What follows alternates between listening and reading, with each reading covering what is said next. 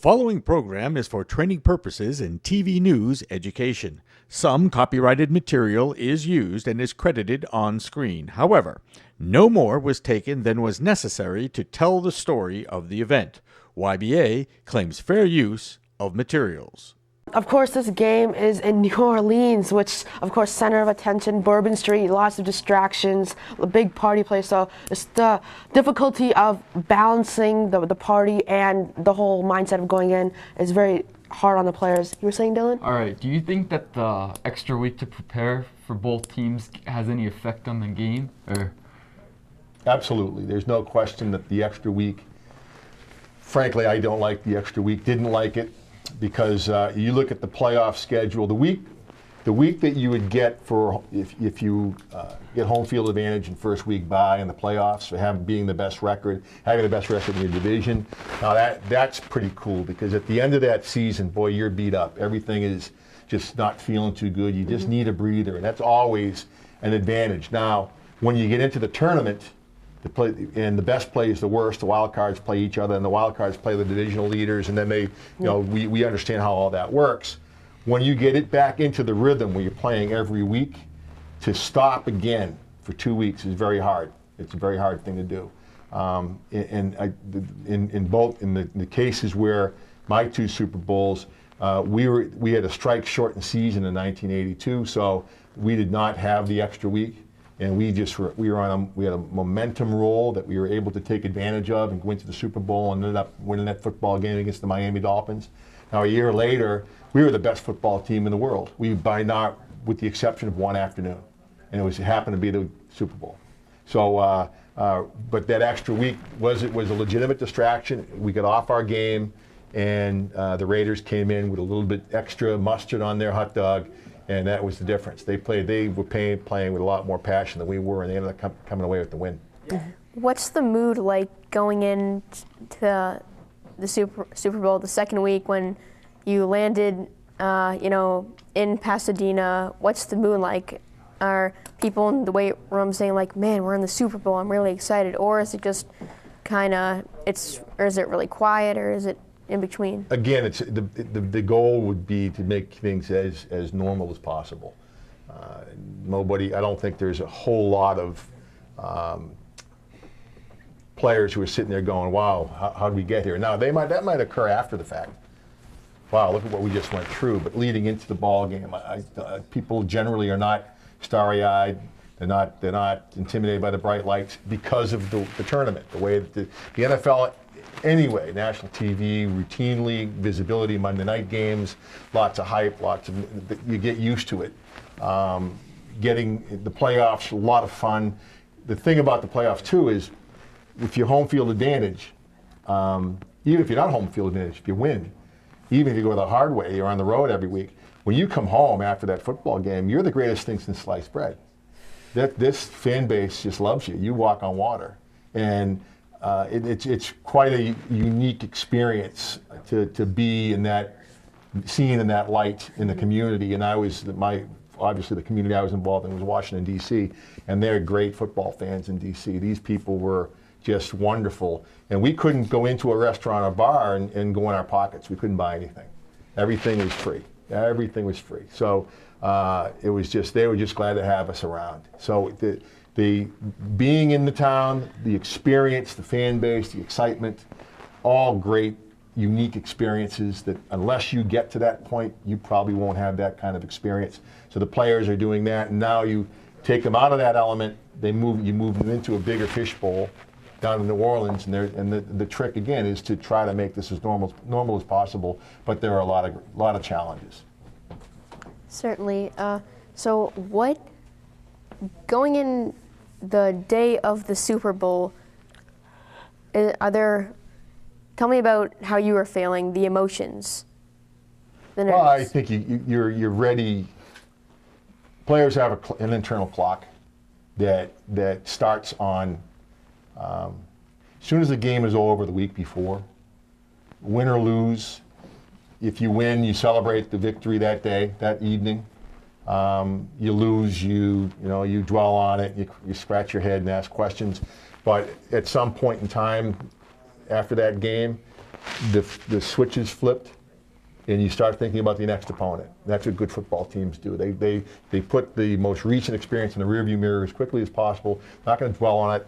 Of course, there are going to be corrections the next day on Monday and Tuesday and Wednesday. Going to fix what was broken, implement the game plan. But the energy has to shift very quickly to the next opponent. And there's again, it's a routine, and what happens is it just builds over the course of that game week. So, and to try to keep it as normal as possible. What you're used to doing. Try to keep things as consistent and as normal as possible, so that you can. There are no wild cards in terms of your preparation. So you prepare yourself physically. Get the extra week helps. Sure, it does. Gets you feeling a little bit better. At this point in time, these guys are playing a lot of football now. These are the last two standing. Been a long way. Lots of injuries. You talked about Baltimore getting healthy. Absolutely. The sample is about a month. How are these two teams playing the last month? Who's back? Who wasn't here early? What happened in the first half of the season doesn't matter at this point. What's happening now does. So you've got healthy. You get the extra time. In spite of the distractions. The trick is to keep this as normal as possible. Prepare the way you would always prepare. And forget the fact that it's the Super Bowl. Because when you walk out onto that field and the stadium is full of people, and the visibility, the access that the NFL allows now, nothing goes unseen. And that, again, is a distraction. You've got to kind of catch yourself and go, wow, there's cameras in the locker room. Well, they have those now. Well, they never have them during the regular season, or rarely do they. Now there's cameras in the locker room. There's cameras in the tunnels as you're coming out of the stadium. They're doing interviews of the coaches and some of the players, and you go out for the coin toss, and it's all. I mean, it's just expansive. So it's a different experience. But again, the trick is to keep it as consistent as possible. Yeah. So it sounds like you're saying focus is really the most important. Just focusing on the game, not focusing on the cameras. Just focusing on playing the game that you love. You made a very concise representation of my long-winded response. Yes, it's all about focus. Yeah, so as I mentioned, Peter Cronin is the color analyst for BC football, and I'm going to turn it over to Dylan Quint, an avid BC fan. Yeah, so what do you think about the new coaching hire of BC? Like, how do you think it's going to do on their football team? Well, it's interesting that the new coach, completely new staff. Yeah. Which is everybody. I don't think there's maybe one holdover from the old staff. So this is a complete reset. Yeah. Think about Boston College. They've struggled the last couple of years, but they've struggled primarily. They've had bad breaks and they've had a lot of injuries, and they're not deep. In terms of personnel, they've become more deep out of necessity. They're playing people sooner than they want them to, playing a lot of underclassmen. Well, those underclassmen are now maturing at the same rate. So I think he's got a very good core group of players going into next season. He's extremely, he's high energy. Yeah. A little bit of a departure from maybe what we've seen in the past, or most recently. I know Frank Spaziani, a lot of respect for him as a coach. Yeah, he was a nice guy. I actually knew him myself. I agree, but not a high energy guy. Not that that's a bad thing. Prior to him was Jeff Jagodzinski, a little bit more energy, but certainly not to the degree this guy is. And then Tom O'Brien was stoic professional. He was very guarded. He was let's say he had an inward excitement. Yeah. This new head coach is overtly excited, and I think that's going to have a very positive effect. Yeah, Tom O'Brien just got fired from NC State the same day as Frank Spaziani got fired from BC. Do you think Frank Spaziani firing was the right decision? Well, they don't consult with me on this. My opinion really doesn't mean a whole lot. I had a lot of high regard for him and his staff. Unfortunately, the people who make those decisions determine that the direction of the program was inappropriate. It's a huge investment they have there, playing in the ACC. And when you have a fickle fan base like we have here in New England, which is a lot of competition for that sports dollar. You get every professional sport is represented here. Patriots are in the football season, but a lot of overlap with the Red Sox. Then you bring in basketball with the Celts. You know, you bring in hockey with the Bruins and so on. I mean, it's just, so there's a great deal of competition for that sports entertainment dollar. So Boston College is really obligated to put a quality product on the field. Otherwise, they're not going to get their fair share.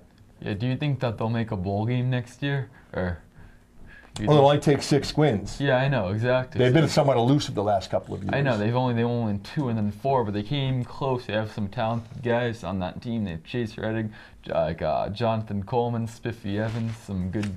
Well, I'm really probably the wrong source, Dylan, because I'm always optimistic this time of year. Yeah. You know, I'll be the first guy to tell you that I can't pick them. I'm optimistic. I know how hard these guys work.